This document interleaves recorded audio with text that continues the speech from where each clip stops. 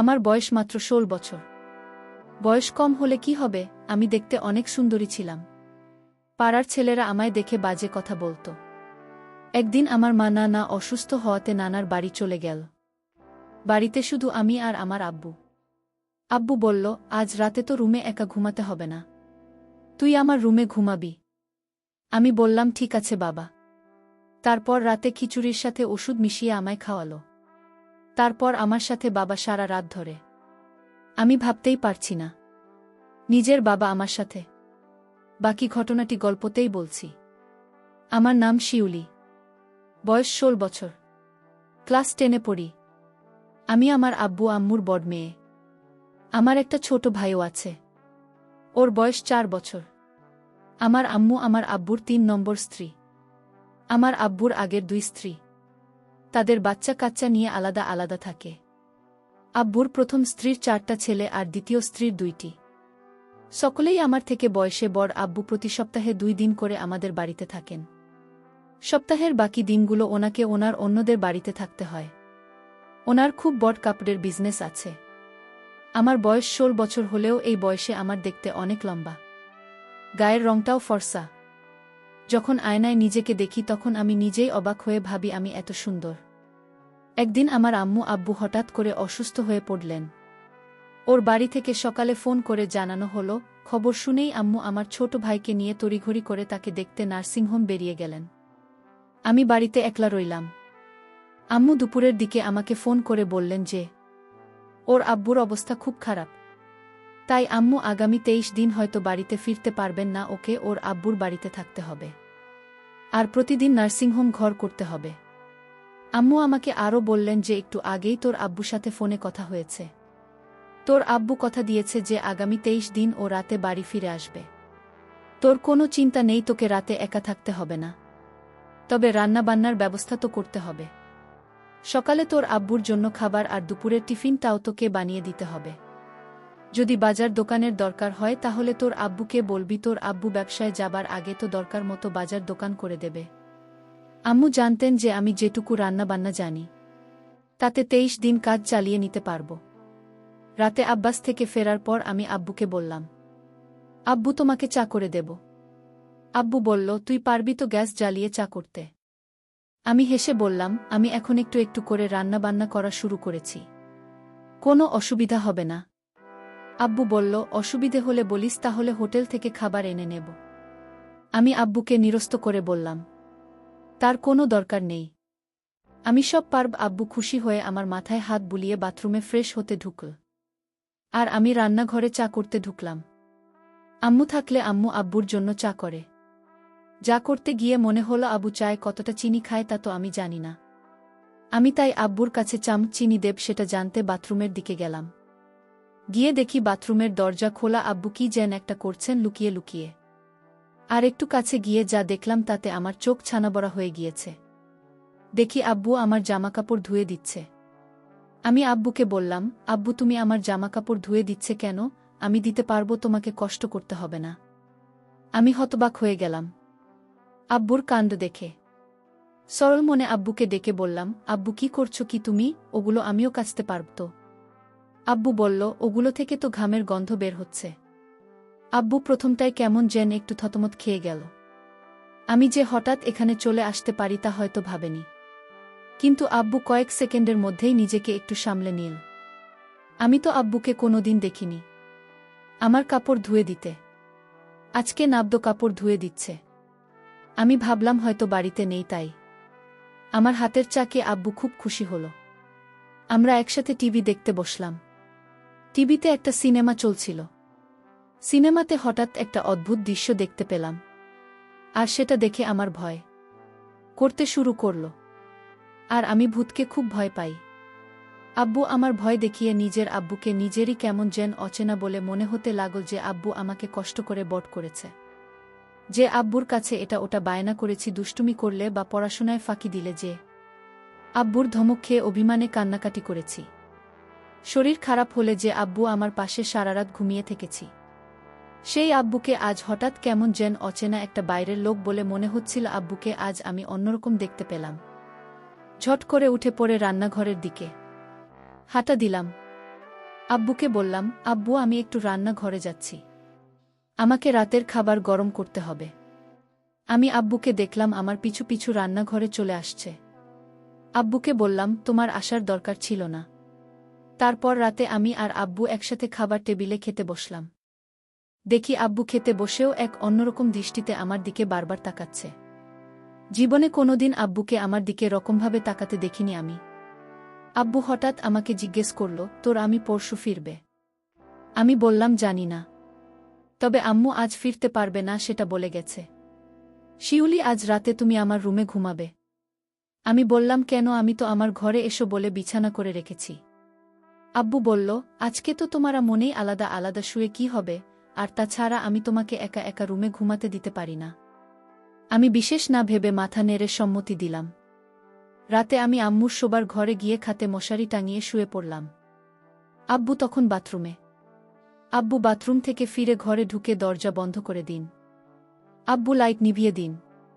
আমি বললাম, আব্বু নাইট বলটা চালাও না। আব্বু বল, না থাক, আজ অন্ধকারই ভালো লাগছে। লাইট পুরোপুরি নিভে যেতে ঘরে অন্ধকার ছেয়ে এল আর আমি ঘুমিয়ে পড়লাম। আধ ঘন্টা পর হঠাৎ আমার ঘুম ভেঙে গেল। আমার কোনোভাবেই ঘুম আসছিল না। আমি লক্ষ্য করলাম আব্বু ঘুমায়নি। আব্বু এখনো জেগে আছে। আমি আব্বুকে বললাম, আব্বু তুমি এখনো ঘুমাওনি কেন? আব্বু তখন বলল, আমার ঘুম আসছে না। মা, আব্বু বলল, তোর মায়ের কথা খুব মনে পড়ছে। আমি আব্বুকে বললাম, আব্বু একদিন হলো না আবু বাড়িতে নেই, আর তাতেই তুমি এত চিন্তিত হয়ে গেছ। আবুল বল, মা আমি তোমাকে অনেক ভালোবাসি। আমি আব্বুকে বললাম, শুধু আমাকে ভালোবাসো?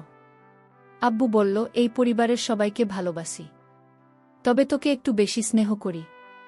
জানো আব্বু, পাড়ার বদমাশ ছেলেগুলো মাঝে মাঝে আমার দিকে কেমন দৃষ্টিতে তাকিয়ে থাকে। এ কথা বলতেই আব্বু এরকম অদ্ভুত আচরণ করছিল। ঠিক বুঝতে পারছিলাম না। তাছাড়া আব্বু আমাকে এখন তুই তুই করে না বলে, মাঝে মাঝেই তুমি তুমি করে কথা বলছিল। আব্বু, আমাকে তুমি এরকম করো না। তুমি আমার বাবা, আর তুমি আমাকে তুই তুই করে না বলে তুমি তুমি করেই বা কথা বলছো কেন? তোমাকে খাইয়ে পড়িয়ে অনেক স্নেহ ভালোবাসা দিয়ে বড় করেছি, অনেক টাকাও খরচ করেছি আমি তোমার পেছনে। আমি আজ তোমার কাছে এমন একটা জিনিস চাইব, তুমি আমাকে দিবে মা? আমি আব্বুকে বললাম, আব্বু তুমি যেভাবে বলছো কেন? আমি তোমার মেয়ে, আমি তোমার সব ইচ্ছা পূরণ করতে পারি। আব্বু তখন খুশি হয়ে বল, মা সত্যিই আমার একটা ইচ্ছা ছিল, সেটা তুমি পূরণ করবে। বাবা তুমি কেন ভয় করছো? আর আমি তোমার মেয়ে, আমার কাছে কোনো কিছু লজ্জা পেলে চলবে। তুমি বলো আমার কাছে কি চাও? বাবা তখন বলল, আচ্ছা মা, আমি তোমার আম্মুর সাথে যা করি আমি তোমার সাথে তা করতে চাই। তুমি কি তাতে রাজি? আব্বু তুমি এসব কি বলছো? আমি তোমার মেয়ে, আমি কি বড় হয়ে গেছি যে আমি তোমার সকল কথা রাখতে পারবো? আমি তো এখনো অনেক কিছু বুঝি না। আমি আব্বুকে বললাম, আব্বু আমি তোমার মেয়ে, আর তুমি কি বলছো এসব? আমি এই কথা কিছুতেই রাখতে পারবো না। আব্বু তখন কেঁদে বলল, তুমি যখন ছোট ছিলে তখন তোমার শরীর খারাপ হলে কত রাত আমি না ঘুমিয়ে জেগে থেকেছি জান। তুমি কত বায়না করেছে আমার কাছে। তোমার সব ইচ্ছা, বিভিন্ন গিফট সহ আমি কষ্ট করে তোমার আবদার পূরণ করেছি। আজ তোমার কাছে আমি একটা সামান্য জিনিস চাইছি, তা তুমি দিতে পারবে না। মা, আমি বাবাকে বললাম, বাবা এটা সামান্য না, এটা কেউ দিতে পারবে না। আমি আমার মেয়েকে বললাম, তাহলে তুমি আমাকে এত বড় কষ্ট দিলে, মুখে মুখে না করে দিলে তুমি? আমি জানতাম না আমার মেয়ে এতটা পাষাণ হতে পারে। আমি আমার বাবাকে বললাম, বাবা এটা কি করে সম্ভব, তুমি বলো। আর তোমার মতো বাবা আমি খুব কম দেখেছি। যেটা পারব না সেই জিনিসের কথা কেন বললে বাবা? আমি বাবাকে তখন কান্না করতে দেখলাম, বাবা কাঁদছে। আমি বাবাকে বললাম, তুমি কেন কাঁদছো এভাবে? ঠিক আছে, তুমি যদি কান্না থামাও তাহলে আমি কিন্তু তুমি আমায় যা বলছো সব কিছু আমি আম্মুর কাছে বলে দিব। আমি তখন বললাম, না মা, এসব কি কাউকে বলা যায়? তুমি তোমার আম্মুকে কিছু বলো না। যদি তোমার আম্মুর কাছে আমার কথা বলো তাহলে তোমার আম্মু এ বাড়িতে আমার জায়গা দেবে না। তাই তোমার আম্মুকে এসব বলতে যেও না। তুমি কি চাও এই বাড়ি থেকে আমি দূরে কোথাও চলে যাই?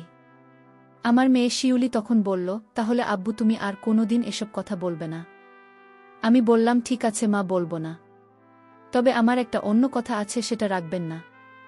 মা, আমি আব্বুকে বললাম, আব্বু তোমার এসব কথা ছাড়া আমি সব কথা তোমার রাখব। আমি বললাম, লক্ষ্মী মেয়ে আমার, তাহলে তোমার আম্মু কাল আসবে না, তুমি আর আমি বাড়িতে কাল আমরা দুজন থাকব। তাহলে আমি তোমাকে কাল হোটেল থেকে খাবার নিয়ে আসব তোমার জন্য। আমি বললাম, বাবা আমি তো রান্না করতে পারি, তাহলে হোটেল থেকে খাবার আনবে কেন? আমি বললাম, আম্মু তোমাকে আমি কষ্ট করতে দেব না তাই। আর তাছাড়া হোটেল থেকে খিচুড়ি খাই না অনেক দিন ধরে। তোমার তো খিচুড়ি অনেক প্রিয় তাই না মা? আমি বললাম, আব্বু হোটেলের খিচুড়ি আমার অনেক প্রিয় খাবার। তাহলে কাল আর রান্না করার দরকার নেই। আমি দুজনের জন্য হোটেল থেকে খিচুড়ি নিয়ে আসব। আমি বললাম, ঠিক আছে বাবা, তুমি কাল আমার জন্য হোটেল থেকে খিচুড়ি নিয়ে আসবে। পরের দিন আমি সারাদিন ঘরে বসে টিভি দেখছিলাম। আর বাবা বাজারে চলে গেল। রাত 10টা হয়ে গেছে। বাবা এখনো বাজার থেকে ফিরছেন না। আমি বাবাকে ফোন দিলাম। ফোনটা রিসিভ হচ্ছে না। আমি চিন্তায় পড়ে গেলাম। আমি চিন্তা করতে করতে হঠাৎ দরজায় নক করল। আমি দরজায় নক শুনে দরজাটা খুলে দিলাম।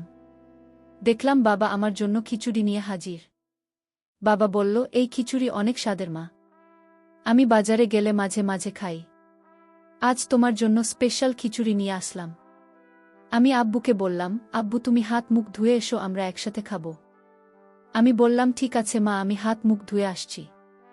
তুমি খিচুড়ি টেবিলে রেডি করো। বাবা টেবিলে বসল, 2টা বাটি করে খিচুড়ি নিয়ে আসলো। বাবা বলল, হঠাৎ আমার শরীরটা খারাপ লাগছে। আমি এখন কিছু খেতে পারবো না। তুমি খেয়ে নাও। আমি বললাম, না বাবা, তোমার খেতে হবে, নইলে আমি খাব না। বাবা বলল, মা আমি অনেক খুশি হলাম, কিন্তু আমার খেতে ইচ্ছা করছে না। হঠাৎ কেন জানি আমি খেতে পারবো না মা। তুমি সবটুকু খিচুড়ি খেয়ে নাও। মা যদি পারো তাহলে আমাকে 1 গ্লাস ঠান্ডা পানি দাও। বাবার এই মক্কল আমি বুঝতে পারিনি। আসলে বন্ধুরা, বাবা কেন খিচুড়ি খেতে চাইল না তা যদি তোমরা জানো তাহলে তোমাদের হুঁশ উড়ে যাবে। এই খিচুড়ি আমি খাবার পরে আমার কি হয়েছিল এবং বাবা মার সাথে কি করছিল তা জানতে ভিডিওটি শেষ পর্যন্ত দেখতে থাকুন। আর ভিডিওর মধ্যে এখানে একটা কথা বলতে চাই, আমি সবসময় তোমাদের জন্য খুব কষ্ট করে ভিডিও তৈরি করি। তাই ভিডিওতে কষ্ট করে একটি লাইক করে দাও। আর এরকম মজার মজার ভিডিও পেতে আমার চ্যানেলটিকে সাবস্ক্রাইব করে পাশে থাকবেন।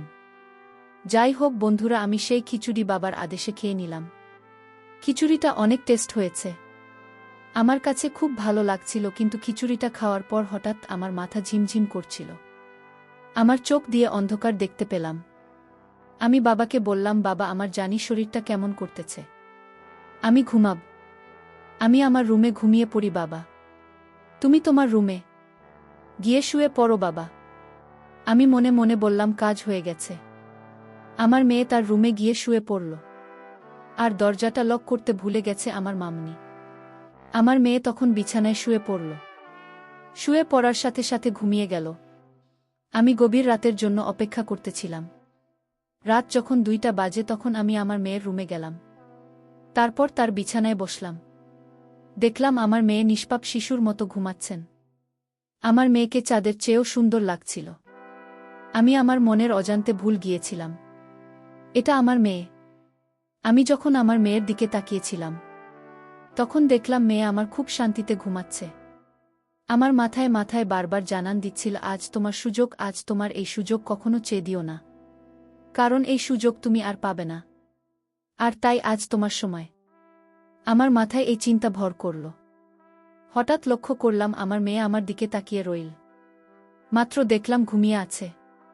হঠাৎ চোখ খোলা, এক দৃষ্টিতে আমার দিকে তাকিয়ে রইল। আমি একটু ভয় পেয়ে গেলাম। আমার মেয়ে কি না কি মনে করে এত রাতে তার রুমে আমি আমার মেয়েকে বললাম, মা তুমি মশারি টাঙাতে ভুলে গিয়েছ, কিন্তু তোমায় মশারি থেকে বাঁচাতে আমি মশারি টাঙিয়ে দিতে আসলাম। দেখি আমার মেয়ে কোনো কথা বলে না, আমার দিকে এক পলকে চেয়ে রইল। আমি বললাম, তুমি কথা বলছো না কেন? আমার আরও একটা জোরে ডাক দিলাম, তুমি কথা বলছো না কেন? আমি আমার মেয়ের নাকের কাছে হাত দিয়ে দেখলাম সে নিঃশ্বাস নিচ্ছে না। আমি বুঝতে পারলাম আমার মেয়ে দুনিয়াতে নেই। আমার মেয়ে মারা গেছে। আমি চিৎকার করে কান্না করে বললাম, আমি কি করলাম? আমি আমার মেয়েকে নিজের দোষে দুনিয়া থেকে বিদায় করে দিলাম। আমি তো জানতাম না যে এই খিচুড়ি ছেলে মেয়ে মারা যাবে। আমি ভেবেছিলাম ঘুমিয়ে থাকবে, কোনো হুঁশ থাকবে না। এখন তো দেখি আমার মেয়ে মারা গেছে। আমার শাস্তি হওয়া উচিত। আমি এভাবে চিল্লাতে থাকি। প্রিয় বন্ধুরা, গল্পটি ভালো লাগলে অবশ্যই কমেন্ট করে জানাবেন। আর নিয়মিত এমন আলাদা স্বাদের গল্প শুনতে ভিডিওটিতে লাইক এবং চ্যানেলটিকে সাবস্ক্রাইব করে সাথেই থাকুন। আর হ্যাঁ, নোটিফিকেশন বেলটি অল করে রাখবেন, যাতে পরবর্তী গল্প সবার প্রথমে আপনাদের কাছে পৌঁছে যায়। ধন্যবাদ বন্ধুরা। ধন্যবাদ সবাইকে।